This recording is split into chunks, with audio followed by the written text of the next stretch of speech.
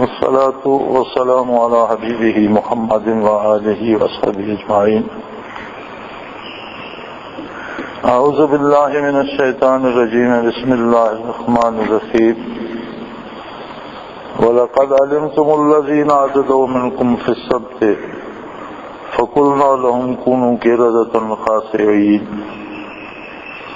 فجعلناها نكالا لما بين يديها وما خلفها وموعظة للمتقين.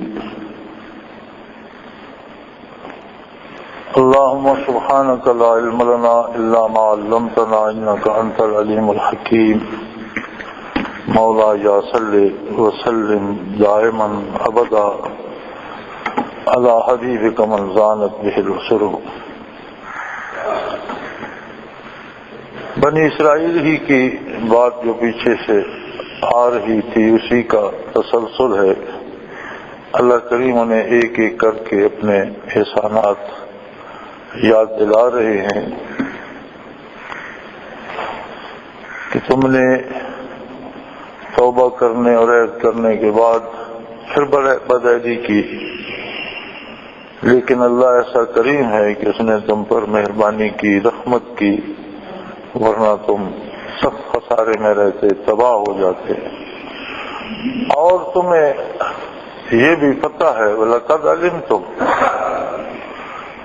تمہارے پہلوں نے یا تمہارے لوگوں نے جو کچھ کیا تھا، الَّذِينَ اعْتَدَوْا مِنْكُمْ فِي السَّبْتِ، تمہارے لوگوں نے، تمہارے آباء و اجداد نے ہفتے کے روز کے حکم کی خلاف ورزی میں جو زیادتی کی تھی وہ بھی تم خوب جانتے ہو. یہ واقعہ یوں ہوا تھا، اور غالباً یہ واقعہ حضرت داؤد علیہ السلام کے زمانے کا ہے، کیونکہ یہودیوں میں شروع سے ہفتے کا دن مبارک تھا، جس طرح مسلمانوں کے ہاں جمعہ کا دن مبارک ہے، عیسائی اتوار کو مبارک سمجھتے ہیں، اور یہودی ہفتے کے دن کو شروع سے آج تک اس طرح مبارک سمجھتے ہیں جس طرح ہم جمعہ مبارک کو. تو انہیں حکم دیا گیا، کیونکہ ان کی آبادیاں سمندر کے کنارے پر تھیں، اور مچھلی پکڑنے اور مچھلی کھانے اور مچھلیاں بیچنے پہ ان کا گزارا تھا. ان کی غذا بھی مچھلی تھی اور کاروبار بھی مچھلی کا تھا. تو انہیں حکم دیا گیا اللہ کریم کی طرف سے کہ ہفتے کے روز تم مچھلی نہیں پکڑ سکتے. ہفتے کا دن تمہارا عبادت کا دن ہے اور اس دن کوئی مچھلی شکار نہیں کرے گا. اللہ کریم بے نیاز ہے اور اس کے امتحان بھی نرالے ہوتے ہیں کہ جب ہفتے کا دن آتا تو بے شمار مچھلیاں چھوٹے پانی میں اور سمندر کے کنارے آ جاتی ہیں اور نظر آنا شروع ہو جاتی ہیں، اور جب ہفتے کا دن گزر جاتا تو مچھلیاں بھی غائب ہو جاتی ہیں. جس طرح عام پھر محنت کر کے شکار کرنا پڑتا ہے یا تلاش کرنا پڑتا ہے، وہ صورتحال بن جاتی ہے. ادھر انہیں حکم تھا کہ تم ہفتے کے روز مچھلیاں نہیں پکڑ سکتے. تو ان لوگوں نے ایک ہیلا نکالا اور سب نے نہیں، قوم 3 حصوں میں تقسیم ہو گئی. ایک وہ لوگ جو الگ تھلگ ہو گئے، جی یہ جانے ان کا کام جانے، ہم نہ ان کے ساتھ شامل ہوتے ہیں نہ ان کو اس سے منع کرتے ہیں، ہمارا اس سے کوئی تعلق نہیں. ایک طبقہ وہ تھا جو انہیں روکتا تھا کہ یہ ظلم کر رہے ہو، ایسا نہ کرو. اور تیسرا طبقہ وہ تھا جس نے ایک ہیلا یہ نکالا کہ سمندر کے کنارے چند فٹ ہٹ کر ایک بڑا سا گڑھا بنا دیتے اور پھر سمندر کے پانی سے نالی کھود کر اسے ملا دیتے.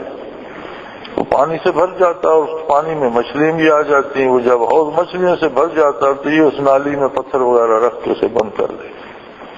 یہ ہم پکڑتے تو نہیں ہیں، پانی میں، سمندر کے پانی میں ہی ہیں، اور دوسرے دن وہ پکڑ لیتے. اب وہ تو وہاں قید تھی چھوٹے سے اس میں حوض میں ہوتی ہیں، وہ دوسرے دن پکڑ لیتے. تو قوم 3 حصوں میں تقسیم ہو گئی. ایک وہ لوگ جو ان سے الگ تھلگ ہو گئے، انہوں کا نام ان کے پکڑنے میں حصے دار ہے اور نہ ان سے کوئی جھگڑا کرتے ہیں، انہیں روکتے بھی نہیں، یہ جانے ان کا کام جانے. ایک وہ طبقہ تھا جو انہیں اللہ کا خوف دلاتا اور منع کرتا کہ قاعدہ یہ ہے، ایک ہیلا، ایک شرعی قاعدہ بھی ہے کہ ہیلا کیا جاتا ہے، کسی حکم پر بغیر راستہ اس پر تعمیل نہیں ہو سکتی، عمل کرنا ممکن نہیں ہے، تو کوئی ہیلا ایسا ہو جس سے تعمیل حکم بھی ہو جائے اور آدمی نافرمانی سے بچ جائے. لیکن ایسا ہیلا کرنا جس سے حکم کا مفہوم ہی بدل جائے، وہ باطل ہے. اب یہاں حکم یہ تھا کہ مچھلیاں نہ پکڑو، ہفتے کو اگر آپ نے پکڑ کر گھر لے آئے یا انہیں ایک جگہ قید کر دیا، بات تو برابر ہے، حکم کی تو نفی ہو گئی. تو ایک طبقہ انہیں روکنے والا تھا کہ تمہارے اس کردار کی وجہ سے اللہ کا عذاب آئے گا اور سب تباہ ہو جائیں گے، تو تم ایسا نہ کرو. جب بات ایک حد سے بڑھی تو اللہ کہیں فرماتے ہیں فَقُلْنَا لَهُمْ كُونُوا قِرَدَةً خَاسِئِينَ، ہم نے ان پر یہ عذاب بھیجا کہ ان سب کو ذلیل اور رسوا بندر بنا دیا. اور بڑی قابل غور بات یہ ہے کہ جو منع کرتے تھے ان کا ذکر آتا ہے، یا جو یہ کام کرتے تھے ان کا ذکر آتا ہے. جو کہتے تھے ہم کرتے بھی نہیں، منع بھی نہیں کرتے، ان کا ذکر قرآن کریم میں کہیں نہیں آتا. وہ کیسے، ان کے ساتھ کیا ہوا یا انہی کے ساتھ تباہ ہو گئے، کوئی نہیں جانتا. چونکہ بچے صرف وہ لوگ جو خود اللہ کی اطاعت بھی کرتے تھے اور دوسروں کو اطاعت کی ترغیب بھی دیتے تھے. جیسے عمل کرنا دین ہے، ویسے ہی دین کی ترویج بھی اور دین کے احکام آگے پہنچانا بھی اتنا ہی ضروری ہے. اب جنہوں نے یہ رویہ اختیار کیا کہ جی بھائی یہ جانے اور خدا جانے، تو وہ بھی انہی کے ساتھ تباہ ہو. بچے صرف وہ لوگ جو انہیں اس کردار سے منع کرتے تھے، بلکہ بعض تفاسیر میں ہے کہ جو منع کرنے والے تھے ان کے اور اپنے درمیان انہوں نے ایک دیوار بنا دی کہ تم اس طرف ہو جاؤ، تم نہ ہمیں دیکھو نہ ہم سے باتیں کرو. تو جب بالکل ان سے قطع تعلق کر لیا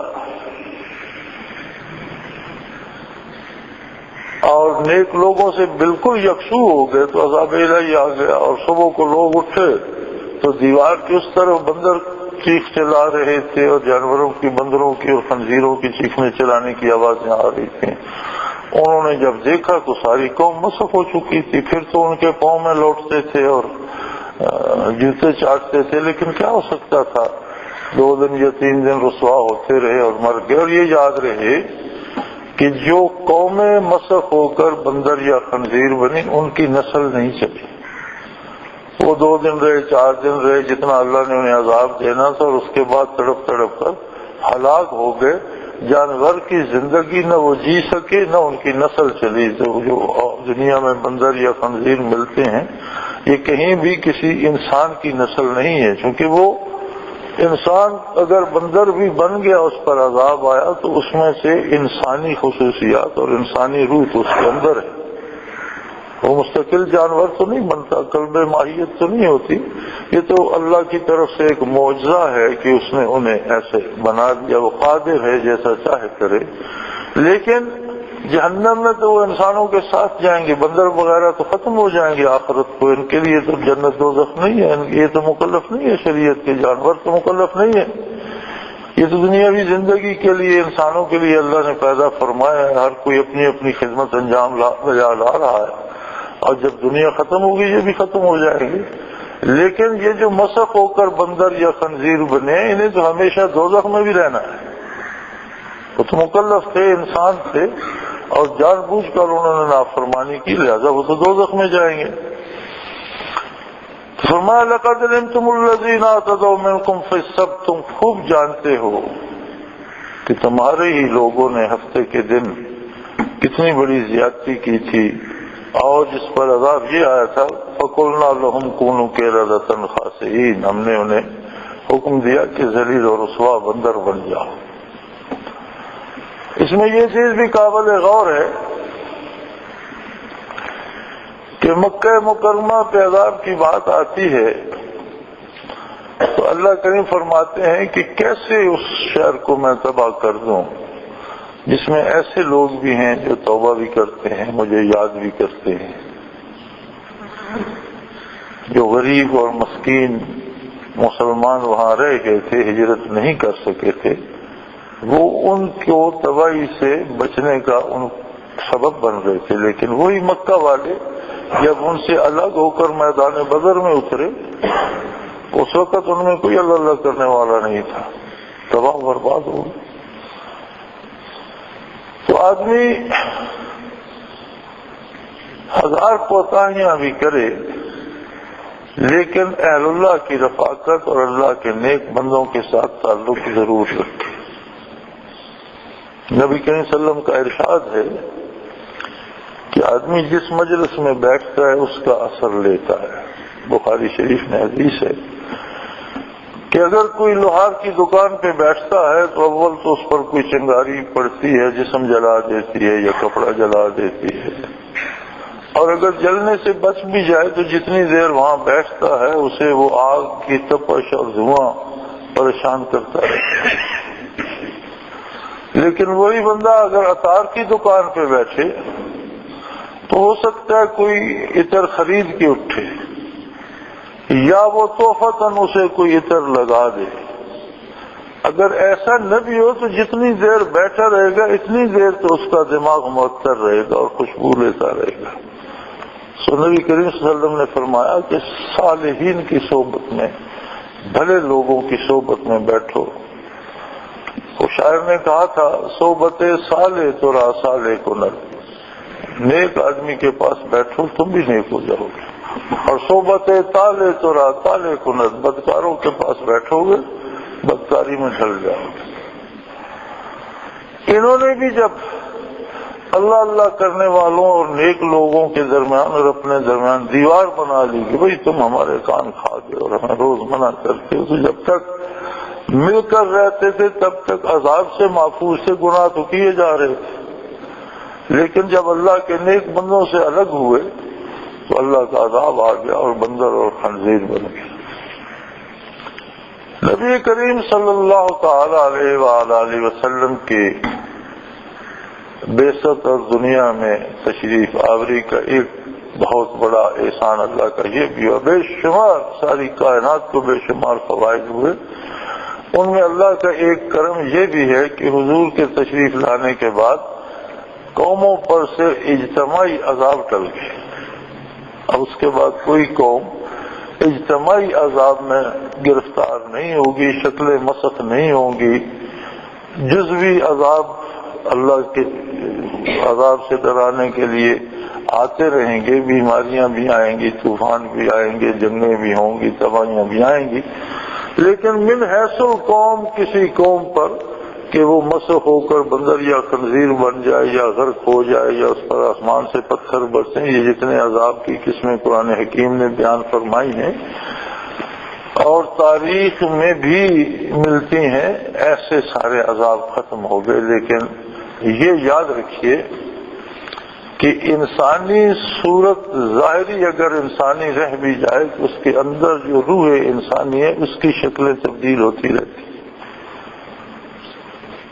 جتنی نیکی کی توفیق ہوتی ہے اور جتنی اطاعت الہی کی توفیق ہوتی ہے اتنی اس کی صورت خوبصورت، روشن، منور اور اعلیٰ ہوتی جاتی ہے، اور جتنی برائیاں کرتا ہے اور نیکی کی نفی کرتا ہے تو بظاہر وجود انسان کو ہوتا ہے لیکن اندر صورتیں مسخ ہو جاتی ہے۔ اور کوئی صاحب نظر دیکھے تو آج بھی لوگ انسانی قالب میں بھیڑیے، خنزیر، بندر اور اژدہے بنے ہوئے پھرتے ہوتے ہیں، کیونکہ وہ اثر جو گناہ کا ہے وہ تو اپنی جگہ قائم ہے۔ اب یہ اللہ کا احسان ہوا کہ اس نے انسانوں کا یہ بھرم رکھ لیا کہ ان کی ظاہری صورت مسخ نہیں ہوتی، لیکن گناہ کا اثر تو ظاہر نہیں ہوا، وہ تو اپنا کام کرتا ہے اور جب میدان حشر میں لوگ اٹھیں گے تو پھر وہ لوگ اسی صورت پہ اٹھیں گے جس صورت پہ مریں گے۔ اللہ کریم اپنی نافرمانی سے ہمیشہ پناہ میں رکھے کہ انسان ہر لمحہ محتاج ہے، اور انسان ایک ایک سانس، ایک ایک قطرے پانی، ایک ایک دانے غذا کے لیے اتنا محتاج ہے کہ وہ لے بھی آئے، منہ میں رکھ بھی لے، اللہ کا حکم ہو تو حلق سے اتر سکتا ہے، ورنہ وہ حلق میں روک دے تو اسی سے رک جاتا ہے۔ رضا کے نوالے سے بندے مر بھی سکتے ہیں، مرے بھی کہ حلق میں نوالا پھنس گیا اور نوالا نکلنے تک بندہ مر گیا۔ رضا کھانے سے بھلا کیا موت ہوتی ہے؟ رضا تو زندگی کا سبب ہے، لیکن ایک بندے کے لیے موت کا سبب بھی بن سکتی ہے۔ تو گناہ ہمیشہ اپنا ایک اثر چھوڑتا ہے، نیکی اپنا ایک اثر چھوڑتی ہے۔ دنیا میں جب تباہی آتی ہے، ہم سب یہ شکایت تو ہم سب کو ہے کہ یہ روئے زمین پر کہیں امن نہیں، دہشت گردی ہے، جنگیں ہیں، لڑائیاں ہیں، کوئی امریکہ کو بلیم کرتا ہے اور کوئی طالبان کو بلیم کرتا ہے، کوئی اسامہ کا نام لیتا ہے اور کوئی کسی دوسرے کا، کوئی مذہبی تنظیموں کے ذمہ لگاتا ہے اور کوئی سیاستدانوں کے ذمہ۔ لیکن حق بات یہ ہے جو قرآن کریم نے کی، ظہر الفساد فی البر والبحر بما کسبت ایدی الناس، یہ لوگوں کے کرتوت ہوتے ہیں جو زمینوں پر بھی اور سمندروں میں بھی فساد اور تباہی پھیلا دیتے۔ اب سمندری طوفان آیا، لاکھوں لوگوں کو بہا کر لے گیا، کئی بڑے بڑے شہروں کے ناموں نشان مٹ گئے۔ اللہ کریم فرماتے ہیں یہ فساد انسانوں کے گناہوں کا اور انسانوں کے کردار کا ہے۔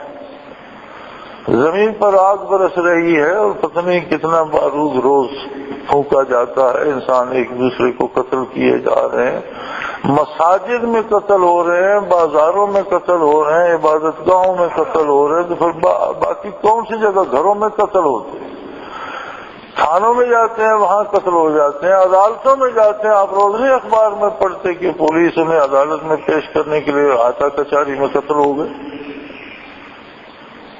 تو کوئی جگہ کیوں انسان کے لیے محفوظ نہیں رہی؟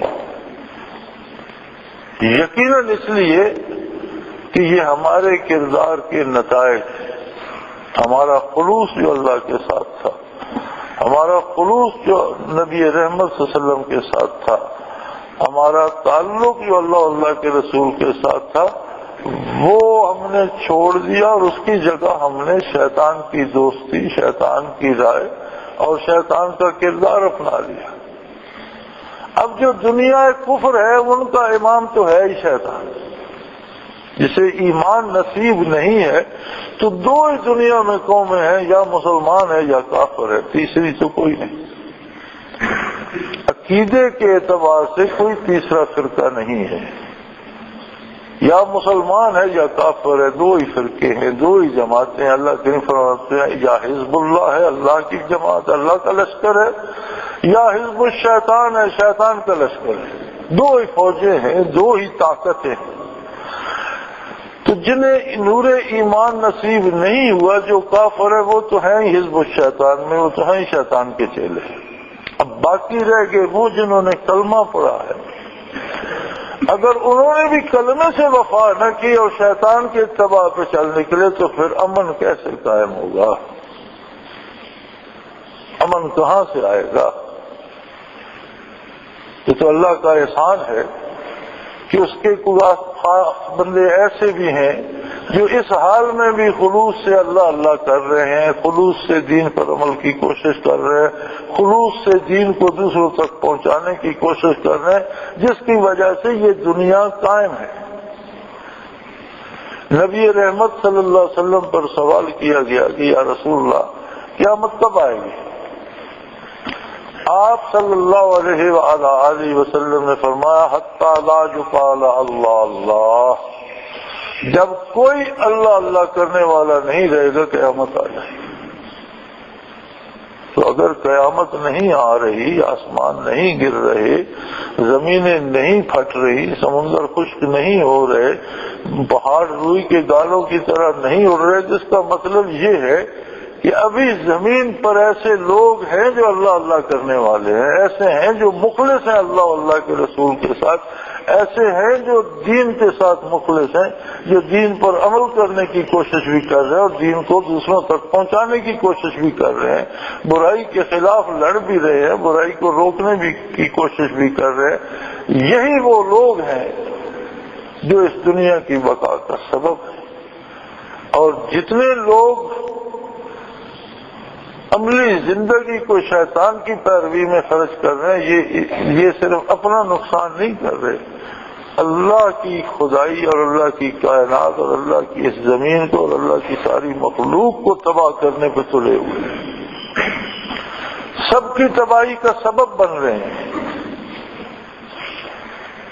اور دیکھ لیجئے کہ کل میدان حشر میں جب محاسبہ ہوگا تو ایک فرد اپنے گناہوں کا، اپنے کردار کا اپنی طرف سے جواب دینے کے قابل نہیں ہوگا، چونکہ کسی کے پاس گناہ کا کوئی جواز نہیں۔ اللہ نے ایک حکم دیا، مخلوق کے پاس کیا جواز ہے کہ وہ نہ مانے؟ جب فرشتے موت کے روح قبض کرنے کے لیے آتے ہیں، قرآن کریم بتاتا ہے کہ وہ جب ایک مرنے والے شخص کے پاس پہنچتے ہیں اور وہ مسلمان نہیں ہے یا وہ باکردار نہیں ہے تو اس سے پوچھتے، اس سے بات کرتے ہیں۔ ہم تو کہتے ہیں نا جی اس کی نگاہ ٹھہر گئی، اب یہ بات کا جواب نہیں دیتا، وہ جواب دے رہا ہوتا ہے، ہمیں نہیں فرشتوں کو۔ فرشتے کہتے ہیں فیما کنتم، کہاں عمر گزاری، کیا کرتے رہے ہو؟ تم نے اللہ کا پیغام نہیں سنا، تم نے اللہ کے نبی صلی اللہ علیہ وسلم کا پیغام نہیں سنا، تم نے کوئی نیکی کی بات نہیں کی، یہ کرتے کیا؟ تمہارا حشر کیا ہے؟ تمہارا تو سارا وجود داغ داغ ہے، چھلنی ہے، اتنے گناہ کہاں سے جمع کرتے ہیں؟ فیما کنتم، کہاں عمر ضائع کرتے رہے؟ وہ جواب دیتا ہے کننا مستضعفین فی الارض، یہ ہم تو غریب کمزور لوگ تھے اور بڑے بڑے لوگ برائی پہ لگے ہوئے تھے اور حکمران گمراہ تھے، افسران گمراہ تھے، ہمارے بڑے اور لیڈر جو تھے اور قبائل کے سردار جو تھے وہ ہم غریب لوگ تھے، ہم ان کے پیچھے چلتے رہے۔ تو فرشتے سے کہتے ہیں کہ الم تکن ارض اللہ واسعہ، کیا اللہ کی زمین وسیع نہیں تھی؟ تم بدکاروں کے ساتھ مل کر برائی کرنے کی بجائے بدکاروں کا ساتھ چھوڑ کر کہیں اور چلے جاتے۔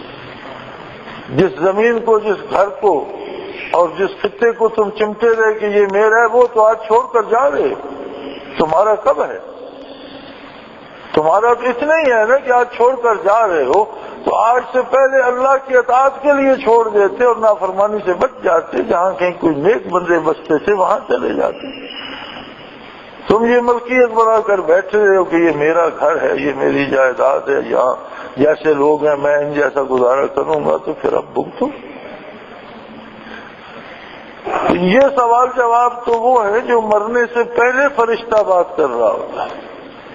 میدان حشر میں تو وہ بے نیاز اور کریم یہ بھی پوچھے گا کہ تم نے اپنی تباہی تو کی سو کی، یہ میری ساری مخلوق کی تباہی کا سبب تم کیوں بنے اور عذاب کے آنے کا سبب؟ یہ جو دنیا میں تباہی آئی اس میں تمہارے گناہوں کا بھی حصہ ہے، تم نے اس کا اہتمام کیوں کیا؟ تمہیں کیا حق حاصل تھا کہ اتنی لوگوں کو تباہ کر دیتے، اتنی جنگیں لڑی جاتی، اتنی آگ برستی، اتنے خاندان اور اتنے گھر اجڑتے؟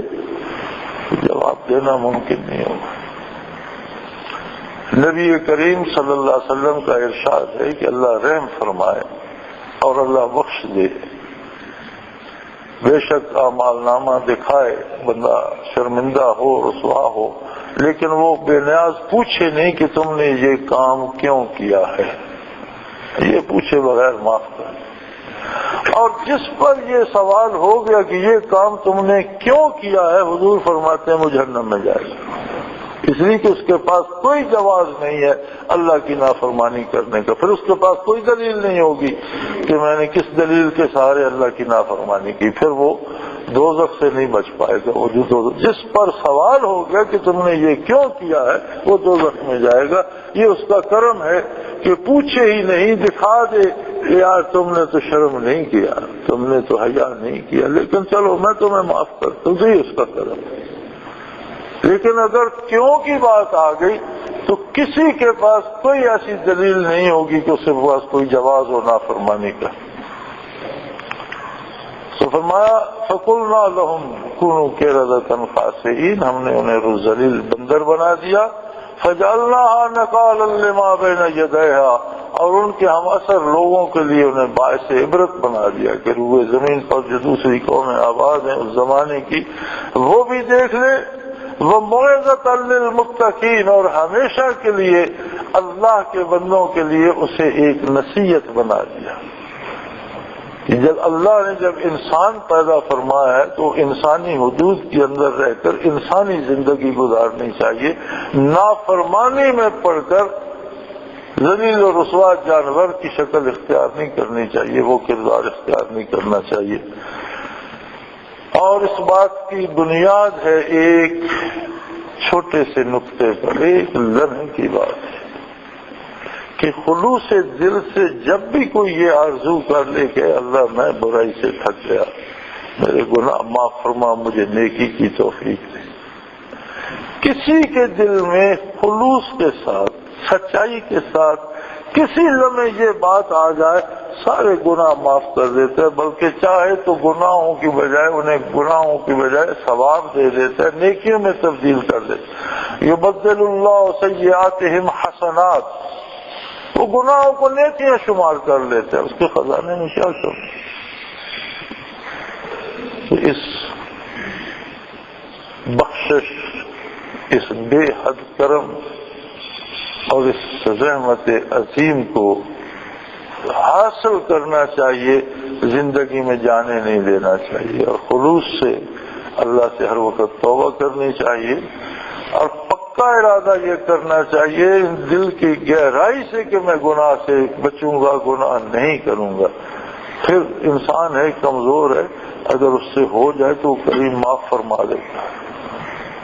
وہ گناہوں سے بچانے کے سبب پیدا کر دیتا ہے, وہ اپنی حفاظت دے دیتا ہے, بندے کو اپنی حفاظت میں دے دیتا ہے, گناہ سے بچا لیتا ہے. لیکن اس کی بنیاد اس طلب پر ہے جو کسی دل کی گہرائی میں پیدا ہو جائے, اور اسے یقین ہو جائے کہ میرا اللہ ہے, میں اس کا بندہ ہوں, جو ہو گیا میرے مالک مجھے معاف کر دے, لیکن آئندہ کے لیے مجھے اپنا بندہ بنا لے, تو وہ کریم ہے, وہ قبول کر لیتا ہے. سیدنا فاروق اعظم رضی اللہ عنہ فرمایا کرتے تھے کہ دوسروں سے عبرت حاصل کرنا بہتر ہے بجائے اس کے کہ تم خود دوسروں کے لیے باعث عبرت بن جاؤ. دوسروں سے عبرت حاصل کرو اس سے پہلے کہ تمہیں دوسروں کے لیے باعث عبرت بنا دیا جائے. وآخر دعوانا الحمدللہ.